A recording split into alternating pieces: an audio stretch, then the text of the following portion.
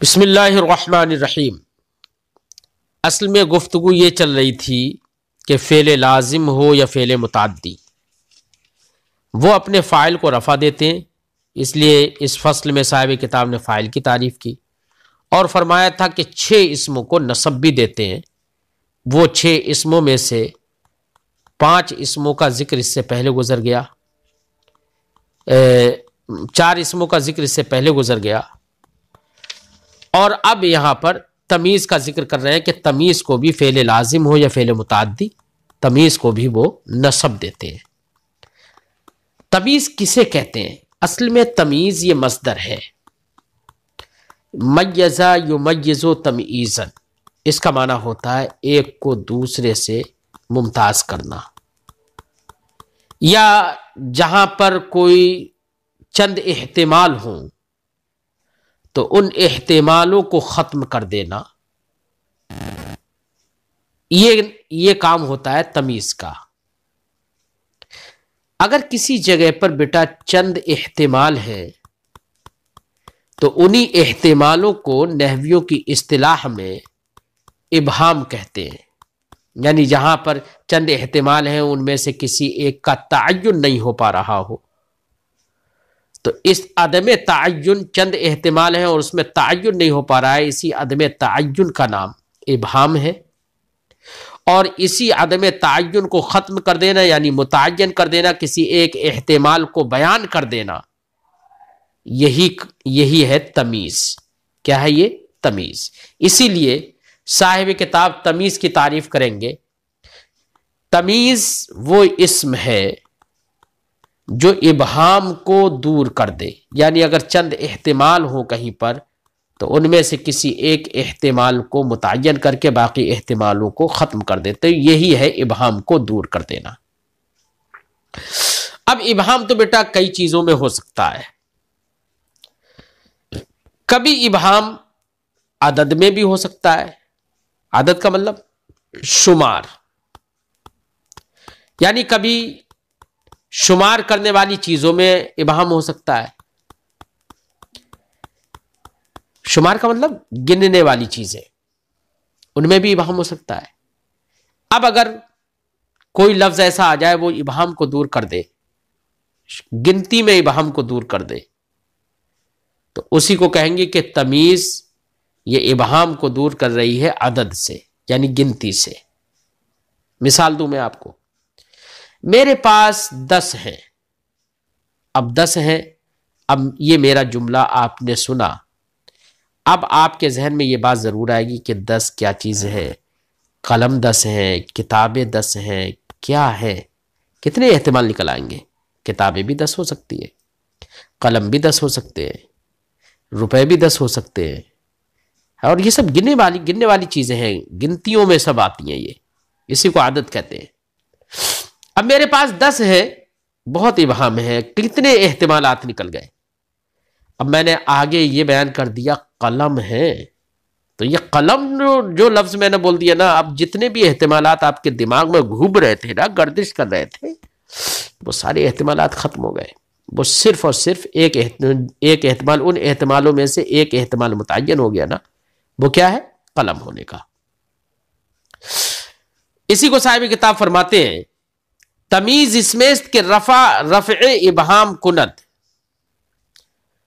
تمیز وہ اسم ہے جو ابہام کو دور کرتا ہے۔ ابہام تو سمجھ میں آ گیا نا؟ اب وہ ابہام کہاں سے دور کرتا ہے؟ وہ چند چیزوں سے ہو سکتا ہے، کہتے ہیں از عدد، کبھی گنتی سے ابہام کو دور کرتا ہے، جیسے عندی 11، میرے پاس 11 ہے نا، اس میں ابہام ہو گیا تھا، 11 میں ابہام ہوا، احتمال تھا کہ 11 کیا چیزیں ہیں، کون سی چیز 11 ہے۔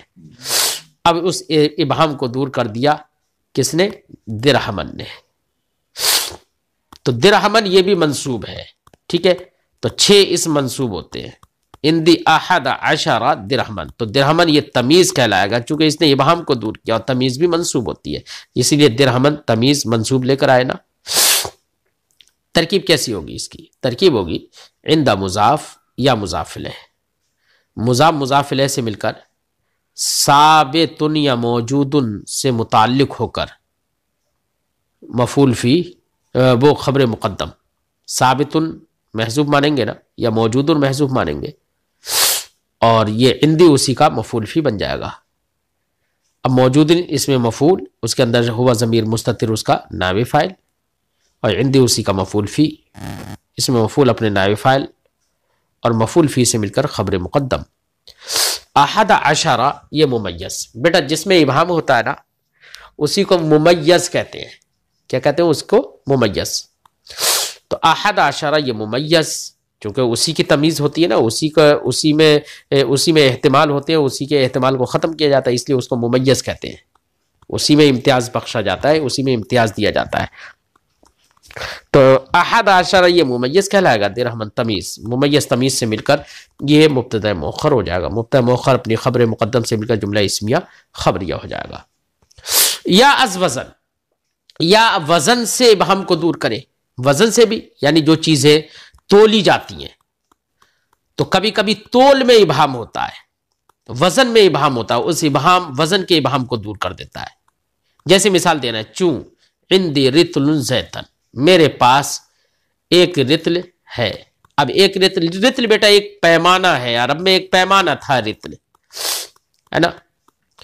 جیسے ہمارے یہاں پر کلو واٹ چلتے ہیں نا، 1 کلو 2 کلو واٹ ہوتے ہیں، وہاں پر ایسے ایک پیمانہ تھا تولنے کا، ٹھیک ہے؟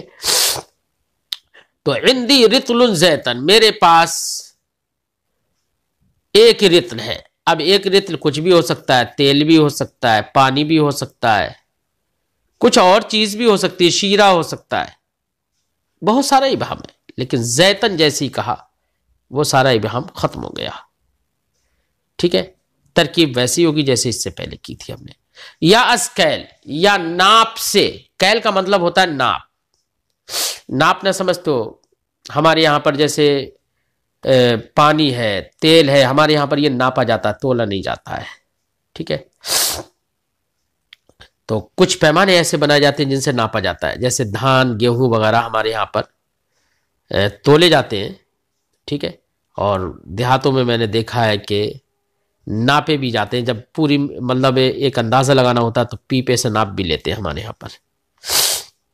بہرحال کیل کا مطلب ہوتا ہے ناپنا، تولنا نہیں۔ تو یا از کیل، یا کیل سے، یعنی ناپنے میں ابہام ہو، اس ابہام کو دور کر دے تمیز۔ جیسے عندی قفیزان، میرے پاس 2 بوری ہے، تو ایک بوری مان لو ایک متعین ہے، مان لیجئے کہ کوئی چیز کی ایک بوری 60 کلو کی ہوتی ہے، کسی چیز کی ایک بوری 50 کلو کی ہوتی ہے نا؟ تو وہ ایک ناپ ہوتا ہے ایک طرح سے، کہ بوری بھر گئی، اس کا مطلب 50 کلو ہو گیا۔ اب ہم نے کہا عندی قفیزان، میرے پاس 2 بوریاں ہیں۔ اب 2 بوریوں میں، اس میں تو بیٹا ابہام ہے، 2 بوری کوئی بھی چیز ہو سکتی ہے، بھوسا بھی ہو سکتا ہے، گیہوں بھی ہو سکتا ہے، دھان بھی ہو سکتا ہے، چاول بھی ہو سکتا ہے، کچھ بھی ہو سکتا ہے، ابہام ہے نا، اتنے احتمالات نکل گئے۔ لیکن جیسے کہا برن، گیہوں، تو ابہام ختم ہو گیا، ٹھیک؟ تو ترکیب وہی ہوگی جو اس سے پہلے گزر گئی۔ یا از مساحت، یا ابہام مساحت میں ہو، پیمائش میں ہو، تو پیمائش لینتھنگ جسے کہتے ہیں، زمیٹری جو آپ نے میتھمیٹکس میں پڑھا ہوگا، زمیٹری، تو وہاں پر لینتھنگ ہوتی ہے، نپائی ہوتی ہے۔ تو کہیں پر اگر نپائی میں اگر ابہام ہے تو اس نپائی کے ابہام کو اگر کوئی تمیز دور کر دے تو کہا جائے گا کہ یہاں پر مساحت سے ابہام کو دور کر دیا ہے۔ مثال اس کی جیسے کہا جائے ما فی السماء قدر راحت، آسمان میں ایک بالشت کے برابر نہیں ہے۔ تو ایک بالشت ہے نا، قدم ہے، ہاتھ ہے نا۔ اب تو اسٹینڈرڈ یونٹ آ گئے ہیں، اسٹینڈرڈ لینتھنگ کے لیے پیمانے بنا دیے گئے، اسکیل ہے نا، میٹر ہے، یہ سب بنا دیے گئے۔ اب تو پہلے کبھی انہی چیزوں سے، بالشت وغیرہ سے، ہاتھ سے، گز سے، مطلب ہاتھوں سے، قدموں سے، ایسے لوگ ناپتے تھے پہلے۔ تو جو ناپتے تھے نا، تو اب راحت ان کا معنی ہوتا ہے بالشت، ہتھیلی، تو معنی ہوگا ما فی السماء قدر راحت، آسمان میں ہتھیلی برابر نہیں ہے۔ اب ہتھیلی برابر کیا نہیں ہے؟ کیا نہیں ہے ہتھیلی برابر؟ اس میں بہت سارا ابہام ہو سکتا ہے کہ ہتھیلی برابر سورج نہیں ہے، ہتھیلی برابر چاند نہیں ہے، ہتھیلی برابر ستارہ نہیں ہے، ہتھیلی برابر ہوا نہیں ہے، کچھ بھی کہہ سکتے ہو، ابہام بہت سارا ہے. لیکن جیسے کہا صحابن، بادل نہیں ہے نا، تو باقی سارے احتمالات ختم ہو گئے. اب صحابن نے امتیاز دے دیا. ترکیب کیا کریں گے؟ ما نافیہ فی السماء بترکیب اضافہ، فی حرف جار، السماء مجرور، جار مجرور سے مل کر موجود، خبر موجود سے یا ثابت سے متعلق ہو کر یہ خبر مقدم ہو جائے گا. قدر و مضاف ہے، راحت مضافل ہے، مضافل سے مل کر ممیز ہے، صحابن تمیز ہے، ممیز تمیز سے مل کر مبتدا مؤخر ہے. مبتدا مؤخر اپنی خبر مقدم سے مل کر جملہ اسمیہ خبریہ ہو جائے گا. یہ بیٹا تمیز کی بات ہوئی. ایک انہی اسما میں سے مفعول بھی، جو وہ اسما جو کہ منصوب ہوتے ہیں ان میں سے ایک مفعول بھی ہے جس کو فعل متعدی نصب دیتا ہے، کیونکہ مفعول بھی کی ضرورت فعل متعدی ہی میں پڑتی ہے بس. تو اس کو آخر میں ذکر کر رہے ہیں کہ چونکہ وہ مفعول بھی وہ فعل متعدی ہی کا صرف ہوتا ہے، فعل لازم کا نہیں ہوتا ہے. ٹھیک ہے، فرماتے ہیں مفعول بھی اسم است. اب مفعول بھی کسے کہتے ہیں؟ ظاہر بات ہے مفعول بھی وہ اسم ہے جس پر فاعل کا فعل واقع ہوا ہو، ہے نا. فاعل کا فعل جس پر واقع ہوا وہ مفعول بھی ہے، وہ بھی منصوب ہوگا.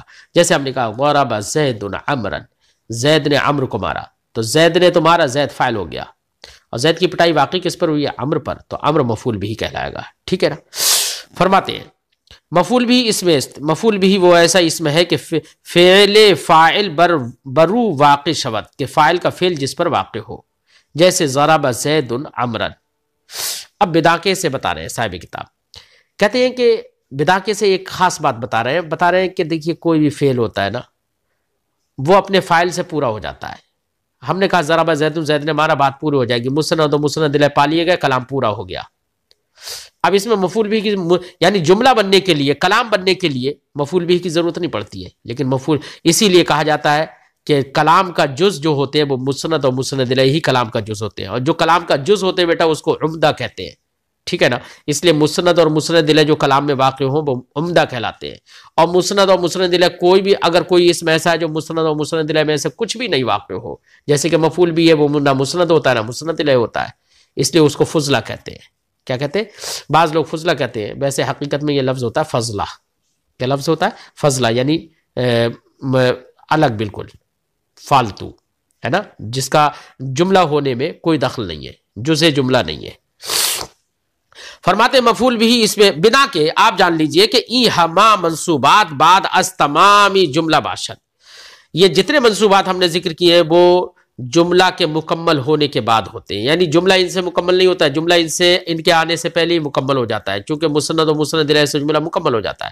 وہ جملہ بفعل و فاعل تمام شبد، جملہ فعل اور فاعل سے ہی پورا ہو جاتا ہے. بدی سبب گویند، اسی وجہ سے کہتے ہیں کہ المنصوب فضلہ، کہ منصوب کیا ہوتا ہے؟ فضلہ ہوتا ہے. کیا ہوتا ہے؟ فضلہ ہوتا ہے، یعنی اس کو جملے کے بنانے میں کوئی دخل نہیں ہوتا ہے، نہ وہ مسند ہوتا ہے نہ وہ مسند الیہ ہوتا ہے. تو جتنے منصوبات ذکر کیے گئے ابھی وہ سب کے سب کیا کہلاتے ہیں؟ فضلہ کہلاتے ہیں، یعنی ان کو جملہ بنانے میں کوئی دخل نہیں ہوتا ہے، کیونکہ جملہ مسند و مسند الیہ سے پورا ہو جاتا ہے. اور مسند و مسند الیہ وہی فعل اور فاعل سے ہو جاتے ہیں، فعل مسند ہو جاتا ہے، فاعل مسند الیہ ہو جاتا ہے. ٹھیک ہے.